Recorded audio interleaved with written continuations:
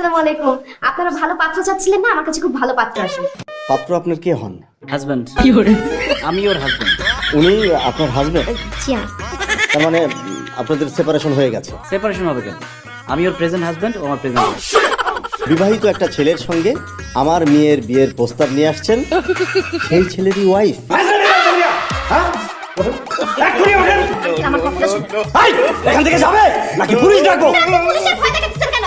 আপনার মেয়েকে কি আমরা তুলে নিয়ে যেতেছি? আমরা অন্য আরো ভালো মেয়ে দেখে নিব। আসছে আবার জিম্মি।